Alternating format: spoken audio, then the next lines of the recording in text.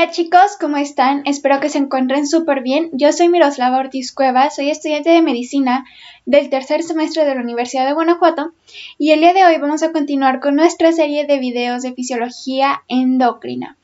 El día de hoy nos toca revisar la glándula suprarrenal. Me voy a dar un enfoque principalmente en glucocorticoides, que espero pues les sea de su utilidad. Sin embargo, también vamos a revisar mineralocorticoides, pero pues obviamente en una menor medida. Así que comencemos.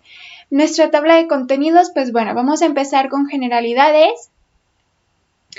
Vamos a revisar la aldosterona y después el cortisol.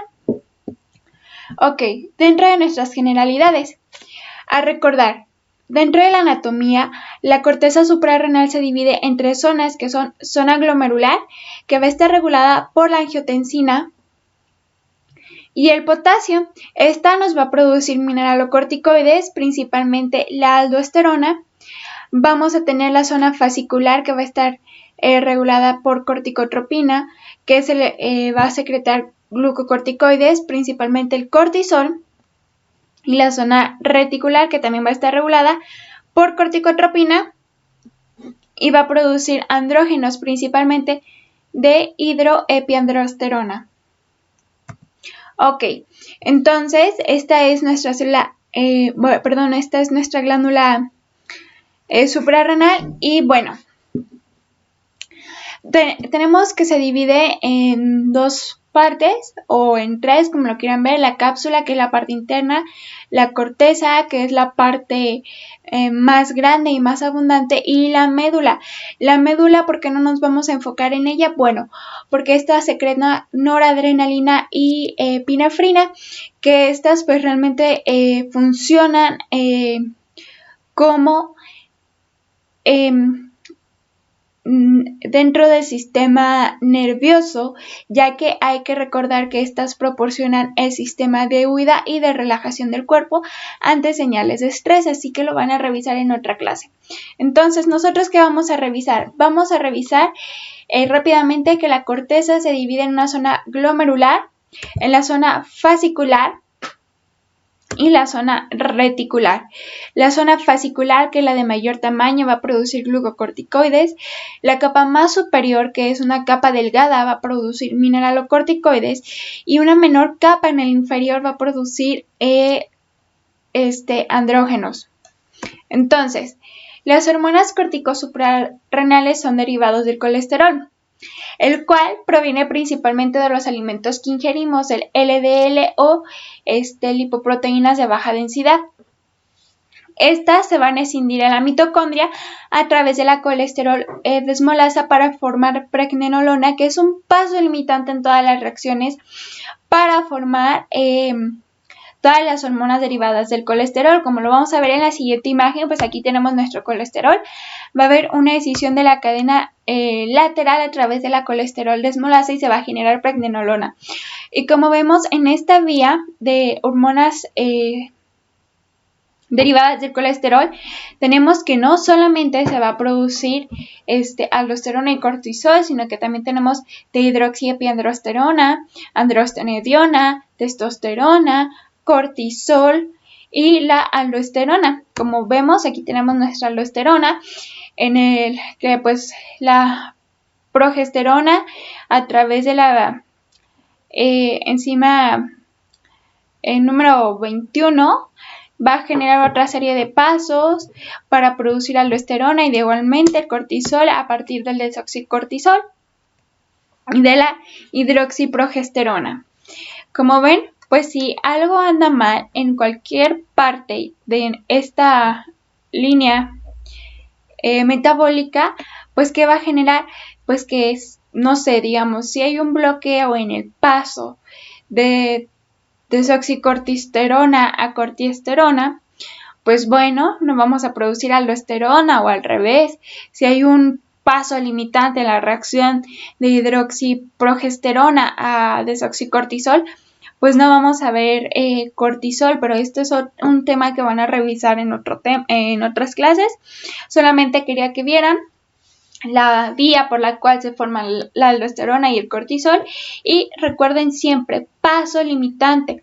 para la reacción de cualquier hormona derivada del colesterol es la pregnenolona. Ok, entonces vamos a ver una diferencia entre los mineralocorticoides y los glucocorticoides. Los mineralocorticoides tenemos que la principal hormona que vamos a tener es la aldosterona, sin embargo no es la única, que tenemos el 9-alfa-fluocortisol, el cual ambos se van a unir a proteínas de transporte. El 60% va a estar unido a proteína y el 40% va a ser la fracción libre. Tiene una semivida de 20 minutos, su concentración sanguínea es de 6 nanogramos sobre 100 mililitros. Muchas veces nos preguntamos, bueno, ¿y para qué me sirve? Es que sí los necesitamos saber los niveles para cualquier momento en que haya una afección en nuestro paciente, pues obviamente necesitamos saber si está produciendo de más o está produciendo de menos o por qué están elevados sus niveles de aldosterona. Tenemos que analizar eso, entonces también es algo muy importante que se aprendan y tenemos que su tasa de secreción es de 150 miligramos día. ¿Y de qué se va a encargar los mineralocorticoides? Bueno, se encargan de mantener la volemia, manteniendo la concentración de sodio y agua tirando potasio. En cambio, los glucocorticoides tenemos cortisol y corticosterona de manera natural. La prednisona, metilprednisona y dexametasona se producen de una manera sintética. Sin embargo, la dexametasona es muchísimo, pero muchísimo más potente que el cortisol. De hecho, pues ustedes pueden ir a un hospital, van a escuchar que algún cirujano dice, no sé, inyéctale tanta cantidad de dexametasona al paciente después de una cirugía. ¿Por qué? Para disminuir el dolor, que como lo vieron en otras clases, pues esta actúa en nivel génico. Entonces, tiene unión a proteínas de transporte, principalmente es la globulina fijadora de cortisol o transcortina, su semivida es de 60 a 90 minutos y su concentración sanguínea normal. Ojo, este es todavía más importante que se lo aprendan. ¿Por qué? Porque hay que recordar que hay pacientes que toman glucocorticoides de manera sintética para diversos padecimientos. Entonces, también siempre hay que analizar cuando nuestro paciente tiene concentraciones pues normales o elevadas y por qué se deben estas concentraciones elevadas. O por ejemplo, en un síndrome de Cushing, pues obviamente nuestro paciente va a estar secretando una mayor cantidad de cortisol, la cual debe ser 120 miligramos sobre 100 mililitros. Y tenemos una tasa de secreción que es de 12 a 20 miligramos día. Bueno, el metabolismo de esteroides suprarrenales se van a conjugar en el hígado principalmente por sustancias glucurónicas y el 25% se va a excretar a través de las heces y el resto de la orina. Ok, ahora sí vamos a pasar a ver vías de la aldosterona. Bueno, aquí tengo un dibujo sobre cómo funciona. Si disminuye la presión arterial, ¿qué va a pasar? Pues se va a producir el angiotensinógeno, el cual pues también va a actuar la renina sobre él para producir angiotensina 1 y posteriormente la ECA para producir angiotensina 2, el cual va a llevar a un aumento de la presión arterial. Pero ¿qué sucede? Como nosotros sabemos, como revisamos anteriormente, yo les mencioné, nuestra glándula suprarrenal para producir aldosterona o mineralocorticoides va a necesitar de angiotensina 2 y va a necesitar de potasio. Entonces, pues la angiotensina 2 va a estimular a nuestra glándula suprarrenal para producir aldosterona, la cual va a actuar sobre el riñón y va a conllevar a una retención de sal. Entonces, si aumenta las concentraciones de aldosterona, va a aumentar el líquido extracelular y la tensión arterial, con poco efecto en las concentraciones de sodio. Va a haber un escape por natriuresis, por presión y diuresis. Puede llegar a causar hipotasemia y debilidad muscular. Posteriormente, si disminuye la aldosterona, va a haber muerte. Esto es más grave que si hay un aumento de aldosterona, ya que va a producir hiperpotasemia y toxicidad cardíaca. Como vemos, pues tiene un gran efecto sobre la presión arterial, entonces es importante mantener las cantidades de aldosterona y de estos iones sodio y potasio muy controlados para evitar fallas cardíacas. Además, pues ciertos medicamentos que se utilizan para padecimientos cardíacos actúan sobre este nivel.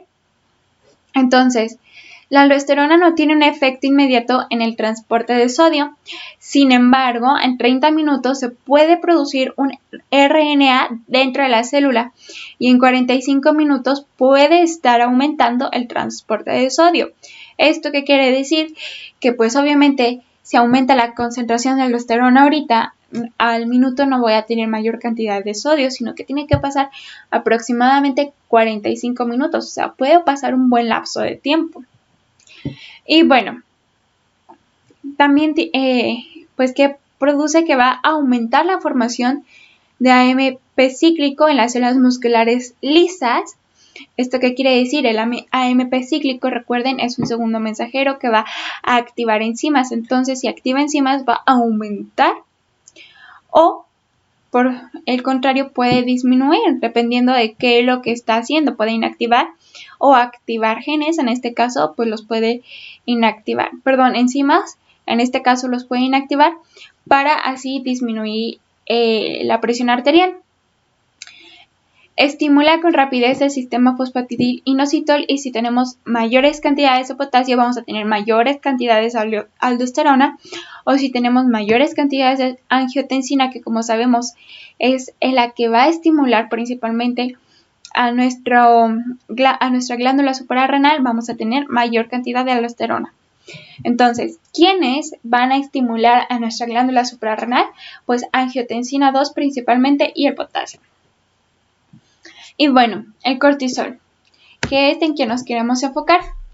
La hormona corticotropina va a estimular a las células córtico-suprarrenales para que produzcan esteroides a través de un segundo mensajero que tenemos que es AMP cíclico, y a largo plazo puede causar hipertrofia y proliferación de las células de la corteza. El cortisol, su síntesis también está asociada a la hormona estimuladora de melanocitos, la lipoproteína y la endorfina, esto solo a través de la propia melanocortina, que además de ser la precursora de la hormona corticotropina, da origen a la hormona estimuladora de los melanocitos, la beta-lipotropina y la beta-endorfina. Esto pues de manera muy general, muy breve, porque nos vamos a enfocar más en el mecanismo. Entonces, ¿cómo actúa? Tenemos nuestro eje hipotalámico pituitario adrenal, el cual, pues como sabemos, nuestra hormona liberadora de corticotropina, que va a provenir ¿de dónde? Exactamente, va a provenir de el hipotálamo. Va a estimular a nuestra adenohipófisis o hipófisis anterior para producir la corticotropina, la cual va a viajar por el torrente sanguíneo para estimular a la glándula suprarrenal y así producir cortisol. Entonces, ¿qué va a activar? Va a activar a la glucogenia, a la movilización de grasas y proteínas y la estabilización de lisosomas. Sin embargo, nuestra glándula suprarrenal también se va a ver afectada cuando hay cantidades altas de estrés, ya que va a estar trabajando más rápido. Pero ¿quién la va a inhibir? Pues la va a inhibir el propio cortisol. Entonces, ¿qué función va a tener sobre el metabolismo de los carbohidratos? Pues va a haber una mayor cantidad de enzimas que convierten los aminoácidos en glucosa. Además, va a movilizar los aminoácidos en tejidos extrahepáticos y va a disminuir la utilización de glucosa, ya que va a aumentar la glucemia y puede conllevar a casos de diabetes suprarrenal. En el metabolismo de las proteínas va a producir catabolismo. Si no saben qué es anabolismo y catabolismo, ahí les da una pequeña mnemotecnia. Ana construye, Cata destruye. ¿Ya se lo aprendieron? Ana construye y Cata destruye. Así de simple. A mí me costó un montón aprendérmelo, pero con esa pequeña mnemotecnia, ¡pum!, todo solucionado.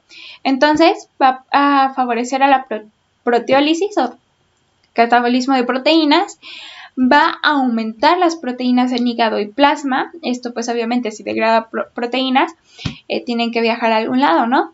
Va a aumentar los aminoácidos sanguíneos y va a disminuir el transporte de aminoácidos a células extrahepáticas. Sobre las grasas, pues va a movilizar ácidos grasos y la oxidación de energía. Puede haber obesidad inducida por el exceso de cortisol con un aspecto cushingoide. Recordemos que es giba dorsal.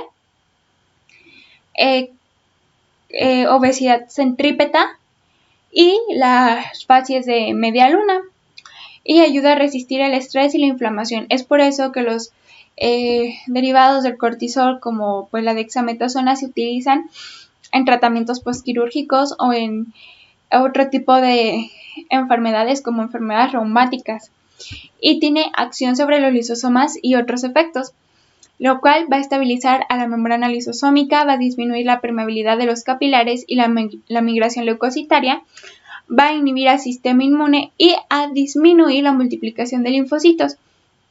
Sin embargo, puede disminuir la fiebre, obviamente disminuyendo la interleucina 1, que es la encargada de producir la fiebre. Y puede producir una atrofia importante a los tejidos linfáticos. Sus efectos metabólicos pueden ir desde 60 minutos a varios días. ¿Qué quiere decir esto? Bueno, pues que para que nuestras hormonas para que los productos derivados del cortisol o el propio cortisol tengan un efecto sobre nuestro organismo, puede pasar 1 hora o puede pasar, no sé, 2, 3, 24 horas. También esta es una de las razones por las cuales se tienen que disminuir las dosis de glucocorticoides de una manera gradual.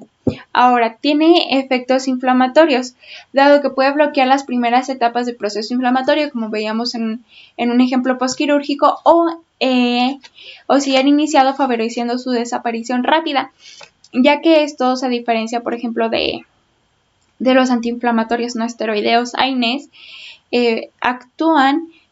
los esteroideos van a actuar directamente sobre la transcripción de genes. Es por eso que obtienen este gran efecto. Pero en resumen, ¿qué tenemos? Pues favorece la lipólisis, favorece a la gluconeogénesis, aumentando la glucemia, va a aumentar el metabolismo proteico en la destrucción de proteínas o catabolismo, va a aumentar la excreción de calcio en la orina y va a disminuir las inmunoglobulinas y las citocinas. Y pues eso fue todo por la clase del día de hoy. Espero les haya gustado. Si tienen alguna duda, por favor de enviarla a nuestras redes sociales, que también no olviden seguirnos por ahí. Y yo estoy para atenderlos en mi cuenta de Instagram.